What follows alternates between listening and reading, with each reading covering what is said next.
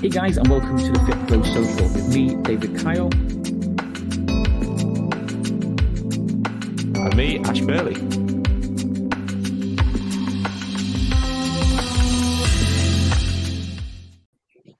Hello everyone, and welcome to this week's episode of the Fitpro Social. And this week, it's not just me and Dave. We do have a very special guest on. We have Rob Handy here, who was the founder of the Independent Gyms. So, hey Rob, how you doing? Nice to come join us. I'm good. Thanks for inviting me on. Awesome. It's a pleasure to have you on. So I think the best way to start with this is just to quickly introduce yourself. Tell us a little bit about you, your kind of backstory for anyone that doesn't know. Yeah, sure. So, Rob Handy, I founded Independent Gyms. We're born out of a Facebook group, essentially a membership business that sort of supports those one-man band type operators to make money and save money. We do it through events and supplier savings and all that kind of stuff, and just building this community. Before that, though, I've done all sorts in the industry. I've done the whole memberships game. I've done the supplier game. I've done a little bit of everything. 20-year veteran is probably the way of putting it. I don't feel that old though. That's what we got. So lots of experience. We'll call lots of experience. There we go. yeah, experience. Yeah, I did all those jobs that we all do to try and get into the industry. But then probably the last 7-8 years, where it's really hit home and doing the gym design side, creating independent gyms, hopefully having my stamp on the market now on the industry. So yeah, I thought it was quite interesting. Like we I know you met Dave before, but we've actually never met before. And I was reading through when we was discussing the topics for this and different things. Even though we picked one to talk about today, which we'll get onto in a second, one thing I did notice is there's so much variation in those topics, like the different experiences you've had and the different things that you're doing.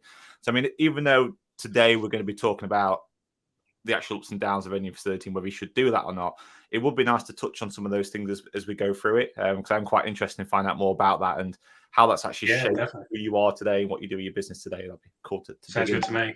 Yeah. Awesome.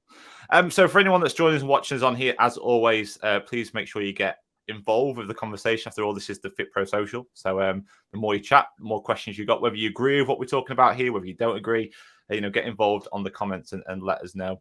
And so today we're going to be talking really about your experience when it comes to opening a facility and whether you should or shouldn't do that and the ups and downs. So let's just take it right back. Why did you go and decide to open a facility in the first place? So I'll clear that up. I've never owned a facility. Okay. Ooh. Yeah, which is controversial because I run a Facebook group for gyms. I'm honest with everyone as it goes, but I've seen so many gyms come and go, good, bad, the ugly. But yeah, I've never opened my own. I will be at some point. It's on my list, which is probably relevant to the topic as well. But sometimes I feel a bit of a fraud because I don't tell owners what to do. I kind of sit in the middle. There's that thing online where it's like the Uber's got no cars, but it's the biggest taxi company. We're almost like the biggest chain of gyms, and I haven't got a gym. It's that kind of thing. But I sit and advise. Yeah, I completely get that. I mean, interestingly enough, even though I've had a gym studios in the past, my main forte is within online training, online personal training, and that side of things.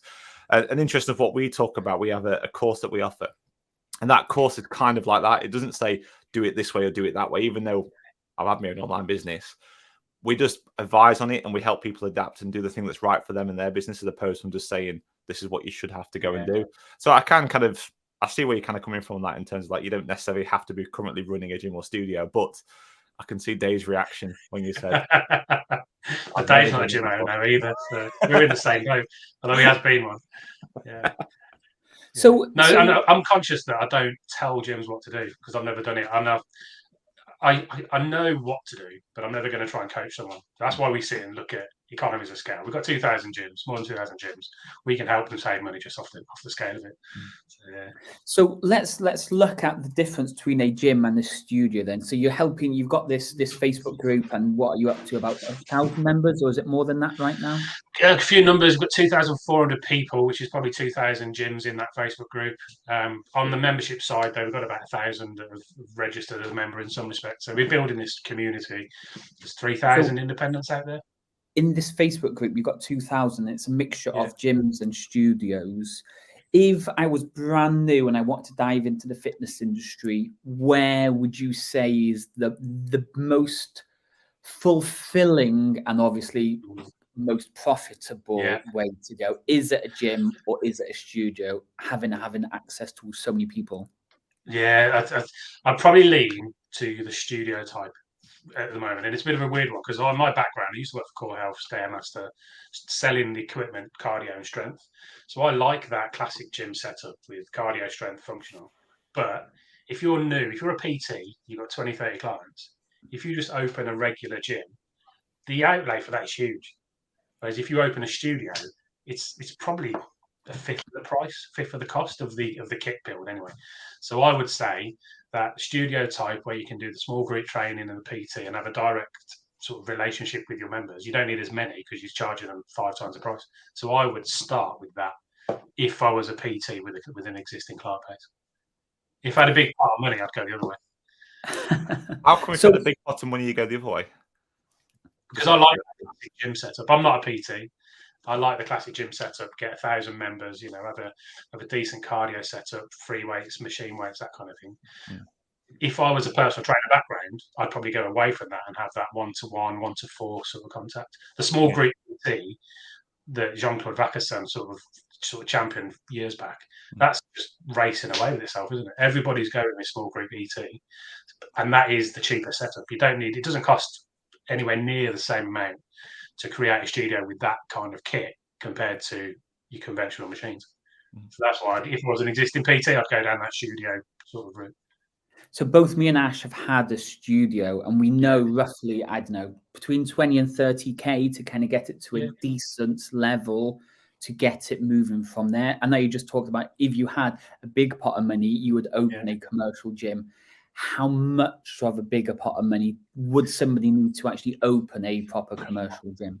If you're, and again, it depends on the standard that you want to open with. A lot of gyms, particularly the bodybuilding sort, will go out and source used kit that's the most iconic pieces, and they'll pull together a selection of ex-demo used secondhand, and that will do. You're probably 50 grand of kit to do it well, less than that. If you go brand new though, on a 10,000 square foot unit, which is a big old gym, even a 5,000 square foot unit, you're probably looking 100 grand, 120 grand of kit and accessories and flooring and all that sort of stuff. Yes, it really isn't cheap starting a gym. But kind of let's look at what else is needed then. So like in the independent gyms group, you have insurance brokers, you have Wi-Fi, you have people that do sound, you have people that help improve electric and all this type of stuff. If I was brand new and I was going to either go gym or studio, what other things am I going to have to pay for, especially if you've been a PT out of a leisure centre and you want to open your first facility? What are the hidden costs that maybe we don't know about? Yeah, so for me, the first thing I would do is my membership system, because if I was doing that conventional gym, I'd want pre-sales for 3 or 4 months out. I'll be making such a song and dance about this new gym that I'm opening, and even on a small group PT side, I do the same. But I get my membership system in place. That could be 100 to 300 quid a month. Your payments, processing, that sort of thing. But then you can start onboarding this Dave lead gen and all that. You start getting your leads and you start converting your members. You have a membership base that's ready to go on day one. You flick the switch, you open the doors, and you've got your first direct debit run or your first Stripe payment. So that's the obvious one. Your insurance is the other one. There's good people out there. Music licensing. People don't realise they've got to pay to listen to music in a gym or in any commercial facility. That can be an absolute stinger if you do it wrong. There's companies out there that can help you save money. Things like cleaning costs. You've probably got a chunk of money you've got to pay up front from equipment, flooring, fit out, building work.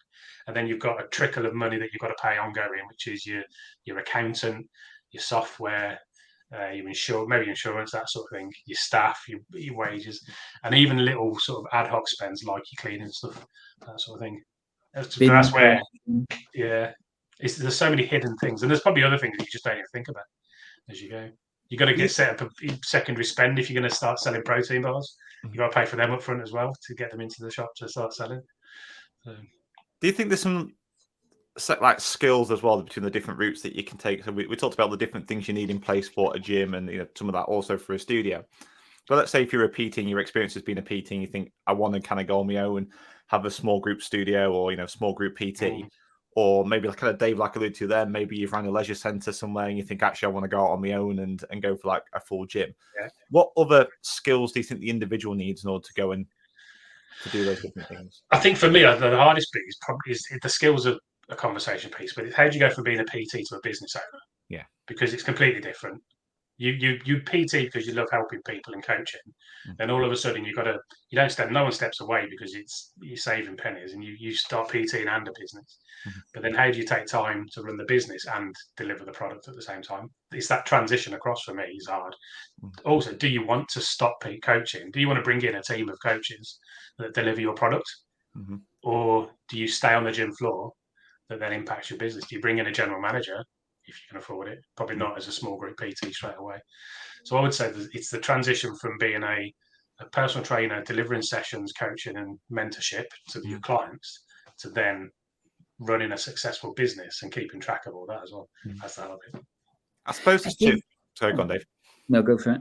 Like I suppose it's changing that approach, isn't it? Where before you are like a PT who's offering services, so you're a PT that has maybe a business, to opposed to being I'm actually a business that offers personal training services or offers whatever. I suppose it's just that shift, that shift in mindset. I mean, is there anything you've noticed? Is there anything out there that you guys do to help and support people with that? Let's say if it was a small group PT or a PT that wants to go and start a gym or start a studio, do you guys have resources or anything around to help with that? Yeah, so what we as a business, we will find people that can help do that. So we take commercial payment. We take payments from brands to deliver returns to them. So we don't do the actual work ourselves. If somebody wants help, we find them somebody that can do it, whether it's a consultant, maybe JC, we point people his way, or Ryan Charlesworth in terms of the gym, accountancy, pay an accountant. We say pay experts to do the jobs for you. Same with your lead gen. Pay a company like Fitpro Lead Gen to do that for you. If you want to be an online PT, pay you to coach you to be an online PT. I think there comes a point where you have to almost give up trying to be a jack of all trades if you want that business to grow. Having said that, though, if you're happy with a manageable business that is more of a lifestyle than this beast that's going to grow, do all those things yourself, research it and find your way, but just know that you're not going to grow as quick. You're not going to be as big as you could be. Hey, it's going to pause it there for literally 2 seconds. If you're loving this week's episode, please let us know in the comments below, and don't forget to subscribe. The more people we can get subscribing, the bigger guests we can get, and the more people we can help with the content being shared. Anyway, let's dive back. I think that's the great point there, and it might be really harsh to say, but not everybody was built to run their own business. You know what I mean? Like, a lot of people have seen it, have dreamt about it, have thought, you know what, I would love to own my own studio. And then, like, you've just hit them on the head there with, you've got to pay this and this and this and this and this. And then when people leave and you've got people stealing your clients and you've got staff stealing your clients and staff not turning up, sometimes, like, you don't feel bad if opening a studio and you make that decision within a year that it really wasn't for me. Would you agree with that? Yeah, 100%. I think it's an aspirational, in any industry, but particularly the fitness industry, it's aspirational to have your own business and have your own facility. It's what most PTs probably aim for, or did until this online world took off. But I think what happens, and in many gyms, gym owners don't have a business. They basically have a job. And there's not as much money in this industry as we think. That you can make a lot of money, but most gym owners are paying themselves a wage, whether that's an official wage or a cash in hand wage. But most of the time, you open this facility, you have far more stress, far more hassle. Things go wrong all the time, but you're really only paying yourself a similar wage to what you would have had if you carried on PT and out of someone else's gym. It's a hard transition, but if you can nail it, I think it's brilliant. So let's move into an interesting topic then. There's this particular group on Facebook that you might even be in, I think we all might be in, where somebody posts, I'm looking for a PT to come work for me and I'm offering them £15 an hour. Everyone's then commenting, oh, that's a disgrace. That's a disgrace. PT should be earning £30-40 an hour. And you just see all these comments. Like, as a business owner, do you know roughly what the going rate is to hire somebody as a PT to kind of clear that up, where some people agree you need to pay 15 or minimum wage, or you need to be paying them 30, 40 pounds an hour? I think there's almost three sort of tiers, if you like, or three scenarios that you get into. The first one is come and PT out my gym and pay me a rent, and you have all your money, 300-400 quid, whatever it might be. And a lot of the big chains have done that. Pure Gym get vilified for it because they charge sort of 800-900 quid in rent, and I don't know how the hours work. But then the independents are starting to head that way, not as extreme. Your other one is deliver a session and we'll pay you. But you probably know if you're even if you charge £40 an hour for a PT, once you've taken VAT, tax off, facility costs, and all those costs, pay the guy 15 quid. The owner's probably got a quid, 2 quid, 3 quid in his pocket. It's like, why bother managing that? Then the other one, so you got that one, or you go the opposite way, where we'll pay you a salary, we take all the money, and you get a salary and a performance-based sort of package. I think the big problem is the industry is not very well paid in general. If you look at slightly different, but the class instructors 20 years ago at David Lloyd, they'd get £17.50 an hour, or for 45 minutes, 25 quid an hour. Now, 20 years later, still 25 quid an hour. There's no money in that. And I think the similar thing, PT is a bit different, because I think PT would have been 25 quid an hour freelance. You're probably looking 40 quid an hour now. Ash probably knows better than I do on that, but that's sort of where it's heading. So London could be pushing 60, 70 quid an hour.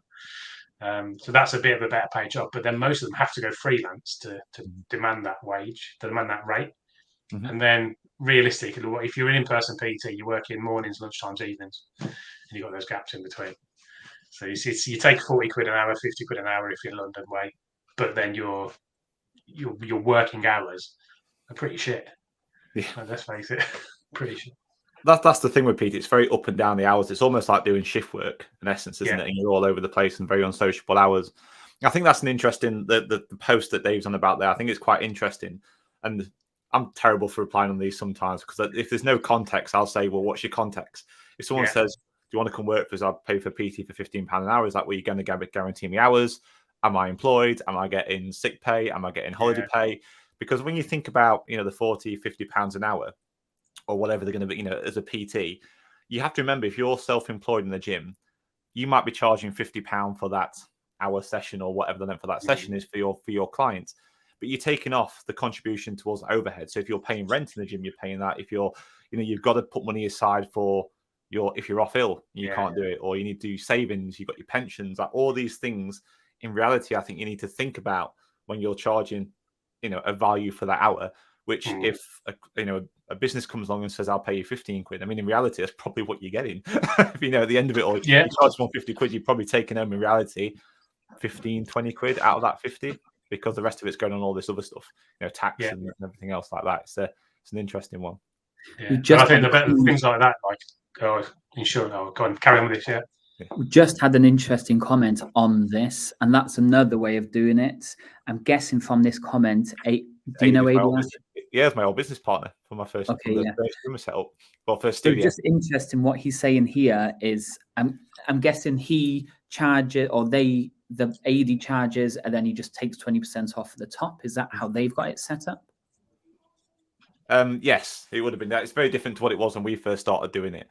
We used to charge rent when we had PTs, and then we first started. But AD do it's very different now. But I quite like the way he's currently do it, where he takes a percentage of each one. And now he has a 24-hour gym that runs. Well, it is a gym. It's not a huge gym, but it is a pure gym, where we originally started off with a studio. So his business model now is very different to what it was when I first started with him. Very, very different.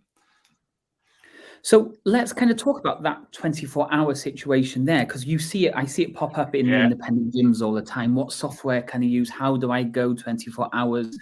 What are kind of like the restrictions around opening 24 hours? Do you have to have different planning permission? Is the whole setup different? Like, what is a 24-hour compared to a conventional 9 to 5?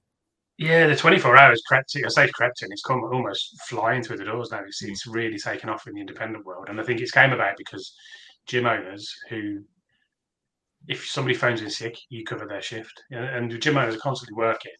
It's like, how do I get a day off when all my staff are phoning in sick or they're shit or just don't turn up or whatever. So they go unmanned or 24-hour access. I think if you're going to go unmanned so you can have a day off, you may as well open your doors 24 hours as well. Yeah. So I think the main thing is really, you probably got to get consent, not just planning consent, but consent from local authority, and then check your insurance. That's the main tick boxes. After that, it's just how do you control people getting in and out of the building, and that's where I'd go through the route of software and access control. So use your software company to be able to, because you might do a 24-hour membership and a non-24. Most just do the same.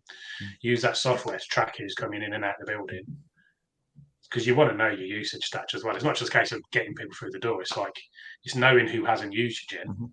So if someone's paying you a membership and they're never coming in, then you want to be onto them to get them to use it. So I'd go with the software system, turnstiles, and then securing your building so no one's nicking your protein bars overnight. I think Canadians, if I'm rightly, has like a code thing for tracking in and out of the door, and then obviously like the CCTV to track things. But about people coming to nick your stuff overnight, it's quite an interesting one. Some funny ones. Well, people sneaking in. I can remember the other day I was speaking to what might be the other month now, and how they'll let other people in and like controlling membership so like someone else can sneak in with them and all those kind of things. So it's a lot to manage in there, I think. Yeah, and that's the one. We say with the independents, we've got a closer sort of relationship with our members in theory. At the same time, we haven't, because they still take the piss, and young lads might let the mates in on their membership and that kind of thing. And it's like we think we've got this relationship, and it turns out they take the piss. So you've almost got to go down the route of saying, look, the turnstiles, like the pure gym turnstiles, where you probably can't get more than one person in there. Do you go with them? They're quite pricey. It's just controlling that access. But then once they're in, we had a gym in, I call it my FTC gym in Ipswich. This is a 15,000, 20,000 square foot. He went 24 hours. His membership's gone from probably added 500 members in a year on additional to what he had, just because of the convenience. He's turned his reception, he's kind of not walled it off, but he's made it so he can shut it away at night. But then he's got a vending machine on the gym floor. Putting the vending machine on the gym floor has raised his secondary spend. He's selling far more protein bars and drinks than he ever had, just because it's on the gym floor and it's chip and pin. It's nice and easy. Apple Pay, sort of convenience thing, really. So once you've got the infrastructure in place, you can really benefit the gym. I was always against it, so I was thinking, pure gym do this. Pure gym 24 hours, impersonal. But then you see the independents doing it, and I think it's probably the way forward, really. Yeah, I mean, from I reckon the comment made this situation here when he moved into that, like I said, that was done after I left, but it seems to be working really well for him. It's a very it's a small independent gym. It doesn't have turnstiles and stuff in there because there's so much cost and stuff involved. But when you have a small number of members in there, it seems to be working really well for him, and selling products in there and things. Yeah. Seems to be working quite well. He commented he got 150 members on a 24-hour membership. Yeah, so 150 members on 24-hour membership, and then he has PT members as well. So the way he does his PT, so they're paying rent, he takes a percentage of it, but he also helps fill their diary as well. So he helps them with bringing actually clients in and stuff, which I think something we never actually mentioned before, and about that, the £15 type thing that someone offered. I'm like, if they're helping fill their diary with clients, there's all sorts to look at, isn't there? I know in his case, he helps them do that, and so all his PTs are full as well. He's full of them all. Nice. The members in there. It's quite a nice model. Makes life easy for him. And he does online hybrid, so it's like half and half. So support's done online, but then deliver stuff in the Hey, just going to pause it there really quickly. If you know any guests that would love to feature, or if you yourself would like to feature on one of these episodes, do let us know by reaching out or letting us know in the comments. Anyway, let's get back into the episode. It sounds like he's in a really good sweet spot where he's got 150 members. Is a manageable number where you probably do know everybody and they respect you. Profitable as a business to go 24 hours. You don't need to pay out on the expensive access controls because you've got that trust element. I think if you crept up to 300, you'd probably lose that trust a little bit. But then those 150 members are probably really engaged enough for your PTs to be full. I think that's it's a real good sweet spot where it's not the big beast of a business, opening 5 to 10 gyms, but it's not like a job in your own gym sort of thing. So I think that sounds like a nice spot you're at there, AD. Yeah, I think he seems happy anyway. Let's talk about difficult situations then. 1, conversations, and 2, cancelling payments. So we've talked about people trying to sneak their friends in.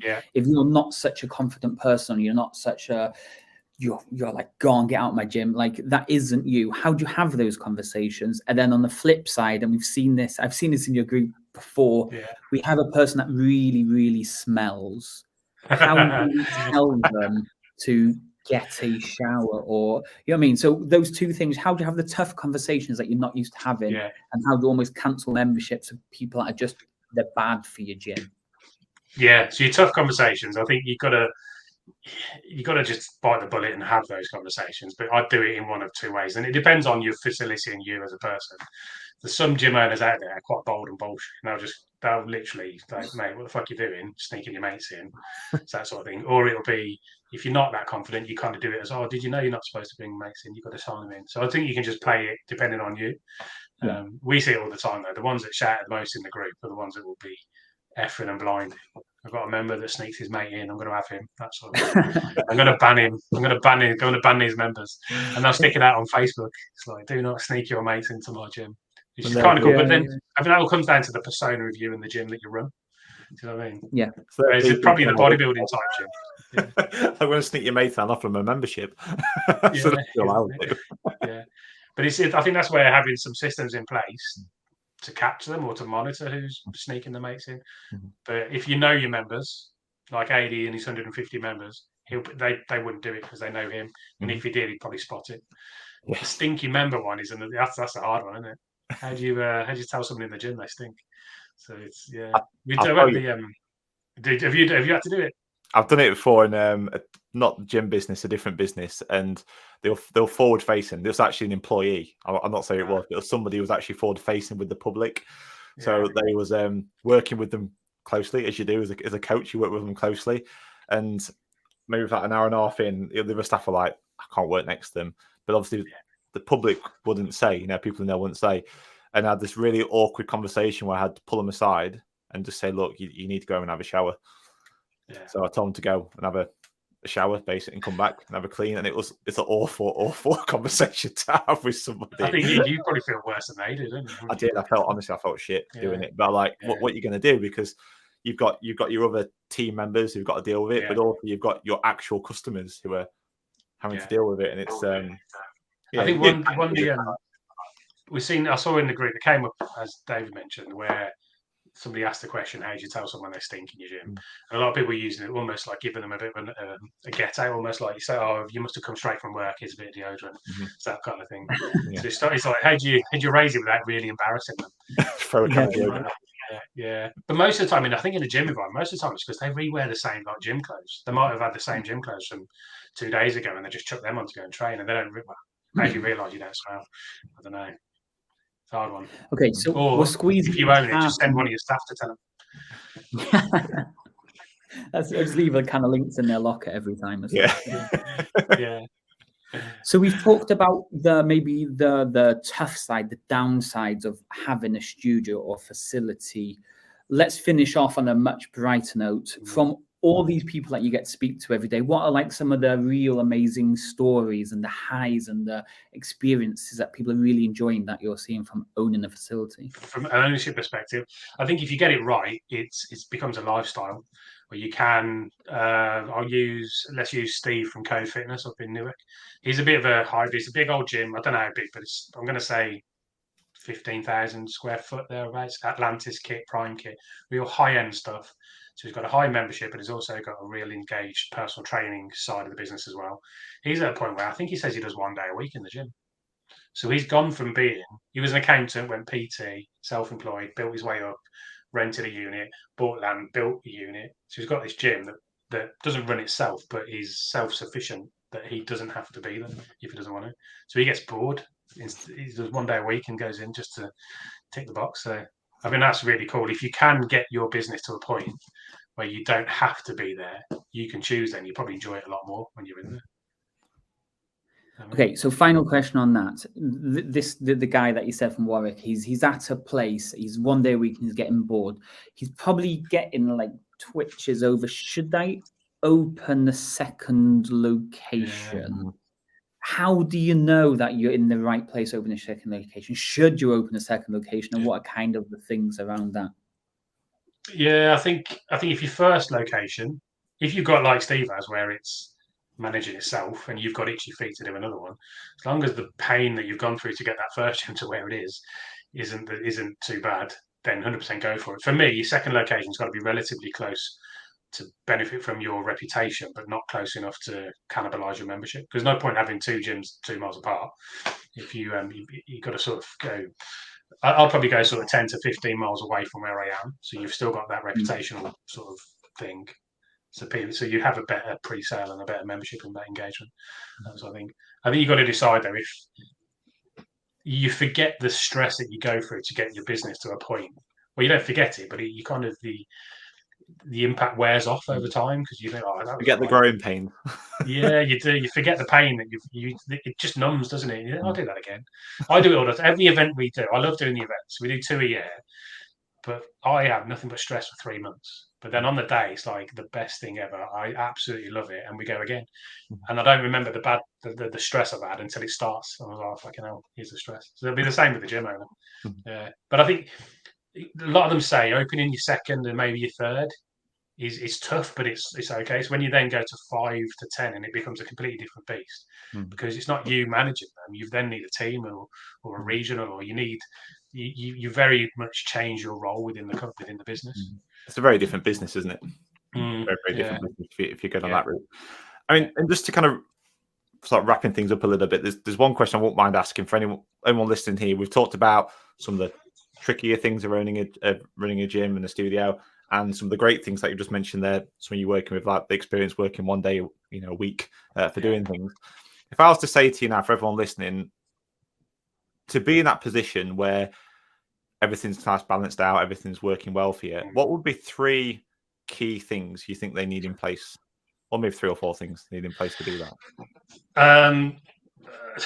I think you've got to get your mindset in a place where you're going to have a couple of years of graft to make it work. That's the first thing. Having having systems and procedures in place so that people know what they have to do within your business. Because if you step away, if you're doing 1 day a week and you've got 6 days where other people are effectively running that business for you, they need to know what to do and what they expect of you. And then the third bit is be willing to. I think a lot of gym owners look at the costs involved with a lot of these things and maybe don't take the leap in terms of bringing on more staff or more solutions or more kit. But I think it's having a preparedness to bring in the people that can do the jobs that you need doing, so that you can then have that sort of more peaceful life in the gym, if that makes sense. So there you go, mindset, systems, and people. I like that. Mindset, systems, and people. Yeah. Make it sound really easy, Rob. You make it sound really easy. Yeah, I make it sound easy, but I've not done it. So, yeah. So everybody watching now and in future, maybe listening on the podcast, if they were more interested to find out a bit about independent gyms, maybe you said you've got the 2 events every year, you've got the Facebook group, you've got the support platform to give them access to additional contacts and discounts and stuff. Where can people find all this information? Yeah, the obvious one is independentgyms.co.uk. That's where we host the membership site. That's the discount directory, and we'll push and promote the events that we run. The Facebook group is probably where the most of the chat goes. So if you own a facility, we have 2 rules: owner operated and a physical location. So we're not interested in the PTs in the park and that kind of thing. We don't do anything with online PTs. As good as that is, that's not our bag. Physical location, owner operated, you're welcome to join us, whether that's a PT studio or a 3,000-4,000 member health club. We've got a massive array of members in there. So yeah, head to the Facebook group, and that's where most of the conversation comes from. There's a lot of peer-to-peer support. So whilst we provide value from the events and the discounts that we can get, a lot of the support is from other gym owners as well. So yeah, just head to Independent Gyms UK and Ireland, I think the Facebook group is.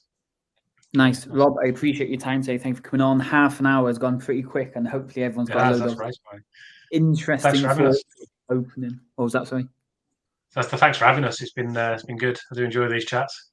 No problem at all. Hopefully we'll get you on further down the line. Maybe when you've got your first studio, and then you can tell us about the pains and the enjoyment. I'll tell you, everything I've just said is bullshit, and don't do it. Don't listen to that episode at all. The controversial one. Cheers, Rob. Thanks for coming on, and we'll speak to you soon. Cheers, Rob. Cheers, guys. Bye-bye. Thank you for joining us on this week's episode of the Fitpro Social. Make sure you subscribe so you don't miss out on future episodes.